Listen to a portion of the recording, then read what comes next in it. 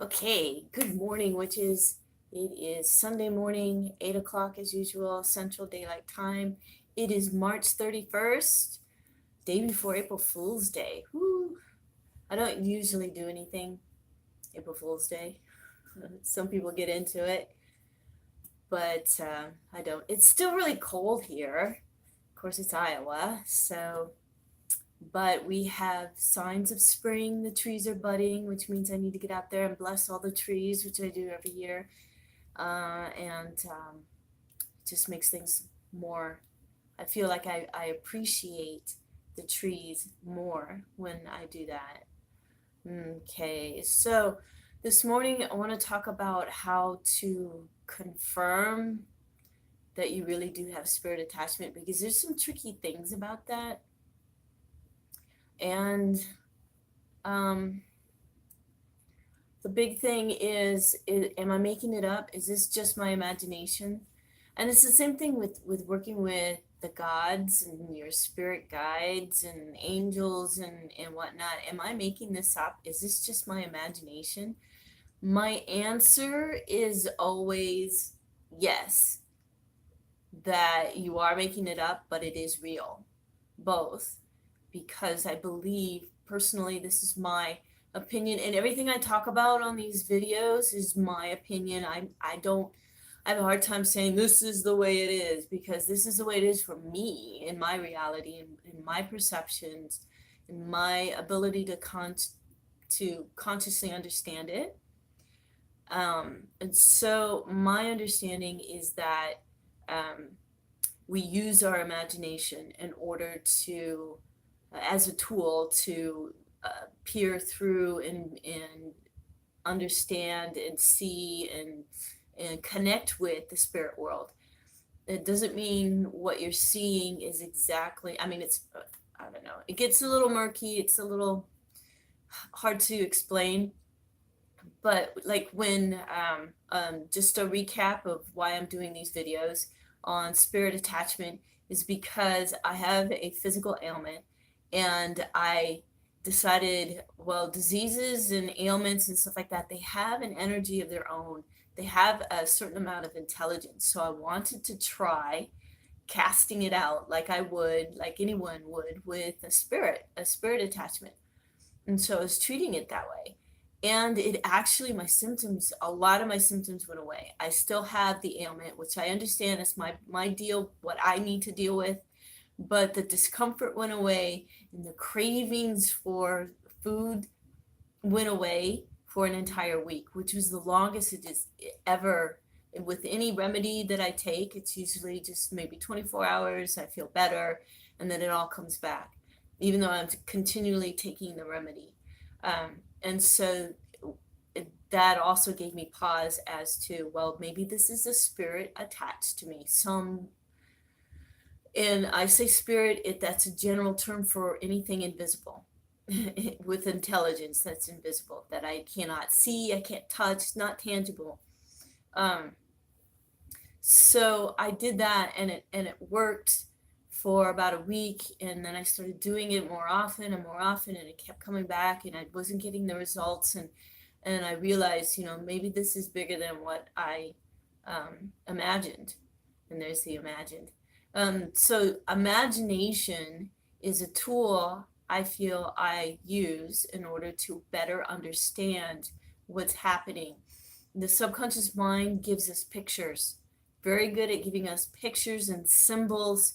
So when I was casting this stuff out, I saw stuff. I saw like skeleton, globby, ugly things, hairy, with teeth and red eyes and stuff like that coming out of me. And I know that's not maybe not what it really looked like, but that's what the subconscious was communicating to me, that's the vibe, the picture of what the vibe or the energy pattern was all about. So my subconscious mind was just saying, this is gross, this is bad stuff.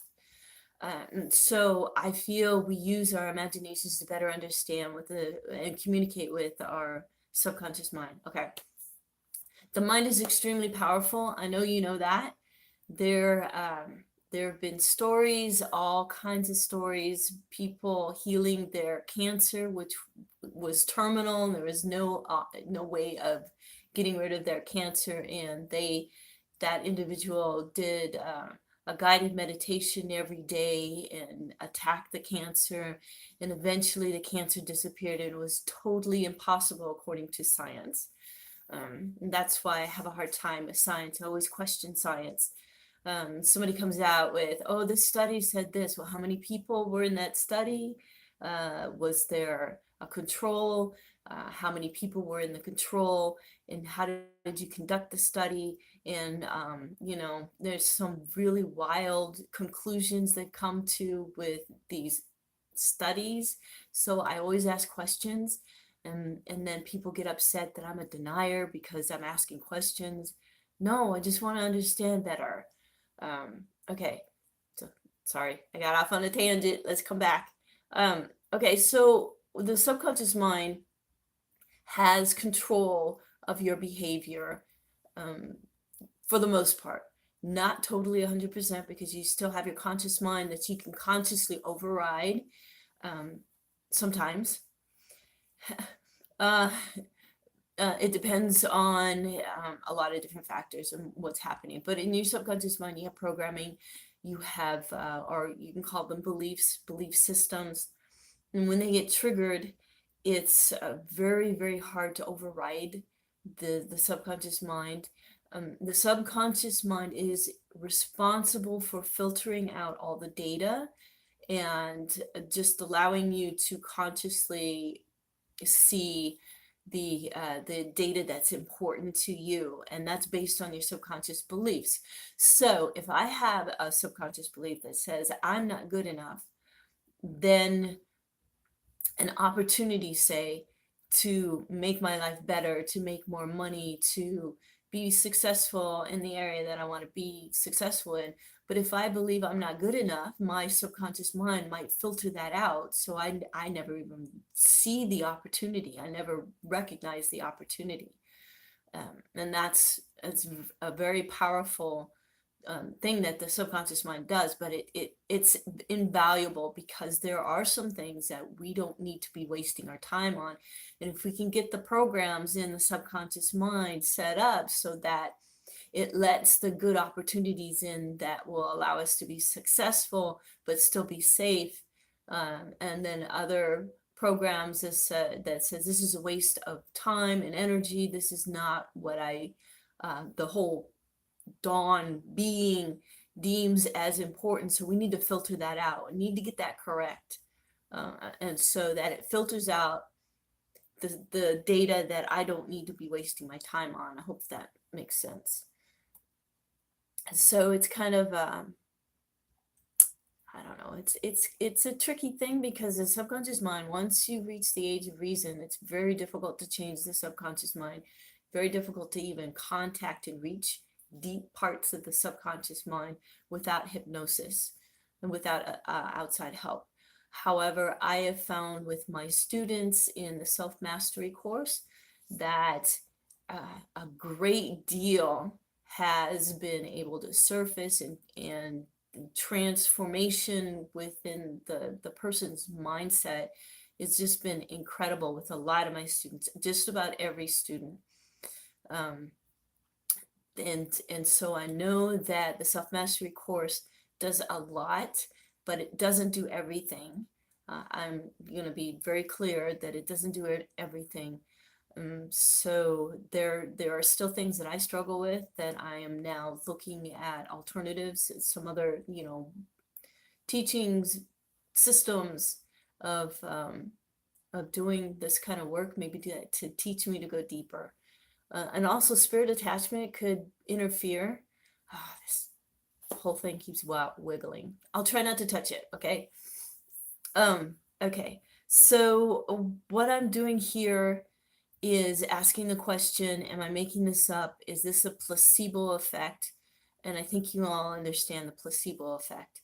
Am I causing the issues to come up and act like a spirit attachment? How do I know there's really a separate entity there attached to me causing trouble? So, I came across this story, and this is so, so powerful. This guy had cancer. It was terminal. They didn't have anything that they can do to help this guy. It was, what do they call that? It's throughout his whole body. It's some big fancy word, medical term, and it's hard to pronounce. And so the doctor that he was seeing had come across this experimental drug and gave it to him, and he got dramatically better. I mean, he was almost completely healed. And then the patient reads about that drug being ineffectual, and then he, became sick again and went back to the doctor. And the doctor said, well, I don't know what else to do. And then he came up with, well, I'll just give him a sugar pill, right? And and then he got better again, and then he realized found out that it was, I think, somehow he found out it was just a sugar pill, and he ended up getting sick and dying. So the mind is incredibly powerful, and your mind can make you sick. And I know emotions and other things, but the mind just by itself can make you sick by thinking, I am sick. I'm not, hypochondriacs do that. And they can create a lot of illness within their own body. But also, your energy's not flowing right, and got toxins in the body and things like that can also make you sick. That's pretty obvious. And the placebo effect is something that scientists keep in mind and take into account when they're testing drugs.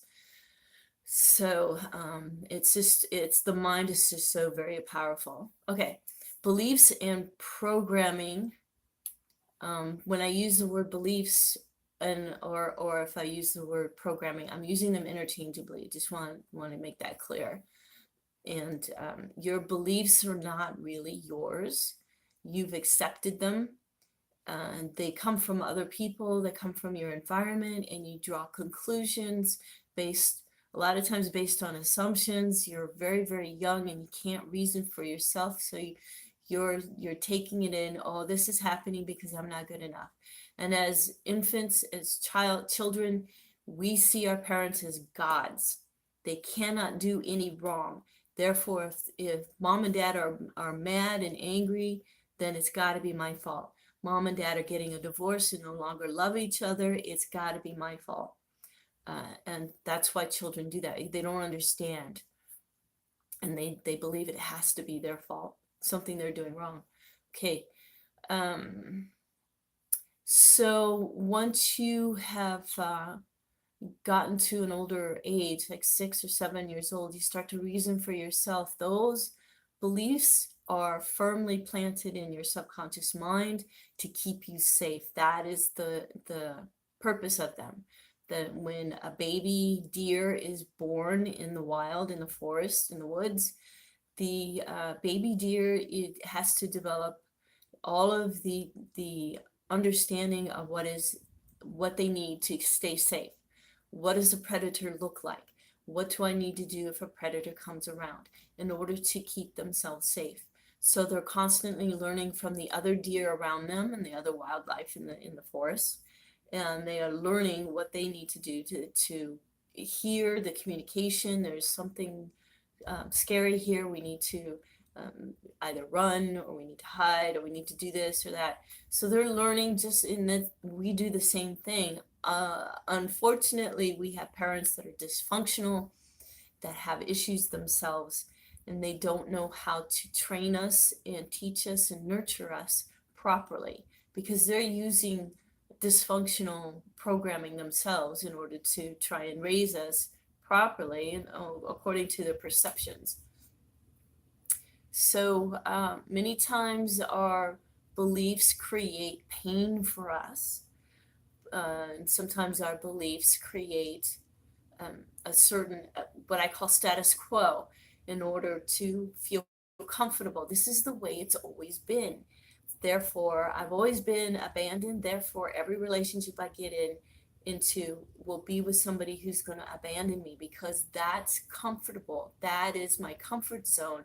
That is what makes me feel safe when is when people abandon me, because that's what happened when I was a child, and therefore it has to be what is right and good for me to be safe. I know it sounds terrible, it sounds horrible. Why would I do that to myself? You're not actually doing it consciously to yourself. This is in your subconscious mind. Okay, so why am I talking about all this? Because these programs, the subconscious beliefs can make me an energetic match to a wandering spirit. So there's a discarnate spirit who is looking for someone who can help, someone who can make them feel better. Maybe they're an alcoholic and they're angry and they want to get inside somebody and make them drink more, so they hang around a bar, and so that they can feel what it feels like to be drunk, because that's how they live their life. They haven't crossed over, so they still feel that craving. Okay, so a person in the bar, not only drinking and getting drunk is lowering their inhibition, but also is opening them up to make it easier to attach to. Um, and I don't think you have to. I don't think every time you get drunk you're vulnerable. I think there are ways to enjoy drinking. Moderation, I believe, is probably a good thing. Within moderation, and still be safe. That's my perception. And okay, so what was I? And so an energetic match. So I feel I've been working on my subconscious programming, but at the same time, if I've got outside interference, am I wasting a lot of time on this? How much is this outside interference causing problems? And if that outside interference was removed from my being, then everything would be easier, right? And maybe I wouldn't have so much to work on. Maybe those subconscious beliefs are already taken care of. It's just this outside interference is triggering what I already have in my subconscious beliefs, but I've already taken care of. I don't know if that's making sense. So I'm not sure if I have outside interference. I'm not sure how much is me, my problems that I need to deal with, and how much is coming from this interference. Okay, I think that's easier to understand and it makes more sense. Okay. Okay, not the okay, so I've been reading this book, and sorry, wiggly. This is a very, very fascinating, interesting book. This lady, the author, has learned from a guy named Baldwin, and I think he's passed on. He has a book, Spirit Releasement Therapy, I think it is, and it's kind of expensive right now. I think it's kind of going out of print or something. It's pretty old, but she talks about the different kinds of spirits that can attach to you. And I touched on this in the other video, but one of the things I wanted to talk about was that these spirits are not always negative. They're not always trying to hurt us. And there are some that are trying to help us. It could be a relative that has passed over, not passed over, died, and wants to protect you and help you.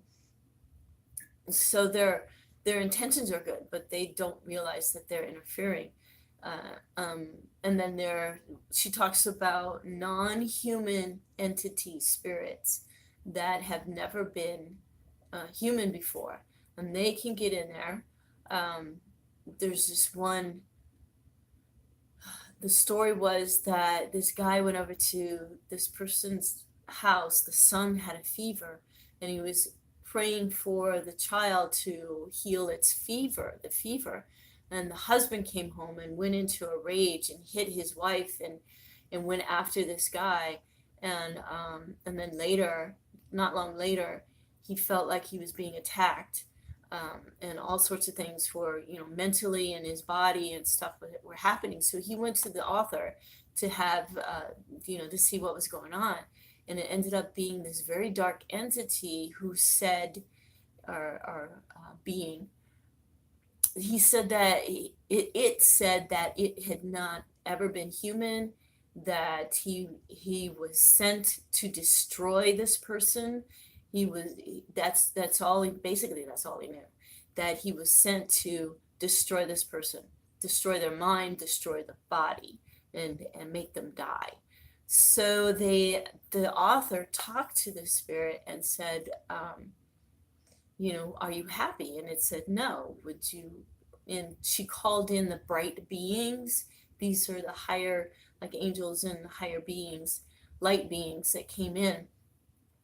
And she said, well, look at these light beings. Do you see any anger or hate in them? Can you see the love? And he says, yes. And you can be happy with them. Yes. So it finally released and went over. But this was a completely created, like a thought form that was sent to him. And she does talk about black magic, where you use magic with a K, if you want to distinguish it or categorize it. Then and they use it to manipulate and control people and hurt people. And so she said that these thought forms can be created and sent to harm other people. So not everything you're experiencing is coming from you, and it's important to figure it out. So I'm using my pendulum, right? Oh boy, okay, I'm using my pendulum, and I find out every answer goes to red alert. And so I'm saying, okay, what is this? What does the red alert mean? Because it's never done this before. So I'm asking a bunch of different questions, and it kept saying no. So spirit attachment, I asked, and it said yes. And asked if I could. I asked if I could remove it myself, and it said no. I had to have outside help. I have to have somebody else do it. Very interesting. So every few days, because I don't 100% trust my pendulum, and I suggest you do not 100% trust your pendulum. Reworded questions and ask the same questions. Recently, it would start to swing to yes, and then it would swing to no. Now you have to understand my pendulum, working with it, my system, when it goes to yes, it will swing counterclockwise until it gets to the yes position. And if it goes to no, it's swinging and waiting for answer question. And I ask the question, it will go clockwise and then swing in the no direction. Okay. So what it was doing, excuse me, I still have this cough. I apologize. It would start swinging to the yes position, and it would do like 2 swings, and then it started going back this way and going to no. Okay. That to me tells me something's wrong. So I make sure I'm hydrated, make sure I say, may I, can I, should I question, to make sure everything is clear for me to be asking these questions and getting the information. And just making sure. The big thing is hydration. If you're not getting good answers from your pendulum, you need to drink some water with a pinch of salt to get the electrolytes so that it absorbs into your body. And then usually that corrects it. It's not happening. There's something wrong. So I have even more outside interference with my pendulum. So I'm rather concerned about it. Okay. Some of the signs, I want to go over this really quick because we're running out of time. Some of the signs of spirit attachment, and this is from my own personal experience. A lot of times these signs of spirit attachment that you see on the internet could just be disease. It could be an ailment that you're going through. And so accidentally breaking things. I had a period of time when somebody was psychically attacking me, and I was breaking things left and right, and it was so weird. But of course, you have to keep in mind it could be the onset of like Parkinson's or MS. And so if you know you don't have either of those things, then you're breaking things left and right. Could be spirit attachment interfering. Dark dreams or nightmares when that is not normal. I had that too. Thoughts that you know are not your own. Pets changing their behavior. That's a big one. Um, and my pets were doing some responding kind of strangely in certain situations. Feeling like you're being watched. That was a big one. Sensing a presence, like you're not alone. Those are the big ones that are pretty clear, that are not caused by disease, that I can tell anyway. Unless you have a schizophrenia or something like that starting to develop, then that's another problem that can do all that. Okay, so what I'm gonna do now, the biggest thing for me, because it's interfering, it's just my pendulum. I can't get answers from my pendulum, so I'm gonna go to somebody I feel I can trust. I feel she is fairly accurate. She's a psychic. She's a medium. So if there's a spirit attachment, like a relative who's passed on, then she can probably tune into that. Another thing, oh, I wanted to bring this up really quick. This came to mind this morning when I was fixing coffee. I have never in my entire life liked coffee. I hated the smell of it. I hated the taste of it. Anyway, which way, mocha, flavored, mint, whatever, it doesn't matter. I did not like it. And then menopause, of course, that's a major change, lots of stress, lots of things changing in the body. And that's a good time for, if my energy was very low. And it's a good time for a spirit to come in. And now I like coffee. So that's another thing I'm like looking at kind of interestingly. And I don't know, it could be that the low dopamine, which I've talked about before, coffee does raise up the dopamine, and maybe I'm attracted to it because of that, the caffeine anyway. So that has me very curious. So I'm going to be contacting this friend of mine who is a psychic medium and have her do a reading. And she's also been trained in shamanism and hypnotism, hypnotherapy, and I think counseling as well. So to me, she's like the best person. No psychic is 100% accurate. We are human. Psychics filter through the human understanding and their own ability to perceive what they're communicating with. And so if you get one that's 80-85% accurate, you're doing well. Most of them are down in the 70s, 75% accurate, but the really good ones are in the 80s, 85s. Edgar Casey was 90-95% accurate. So that's just some things to keep in mind. So I'm going to be contacting her shortly and making an appointment, and I will do another video to talk about the results of that reading and see where I need to go next. So I want to thank you all for watching this video, and thank you for leaving comments, even if they're constructive criticism. I appreciate that. And if you like this video, please give it a thumbs up and subscribe if you are so inclined. Okay, so until next week, enjoy your day, and I will see you next Sunday. So blessed be.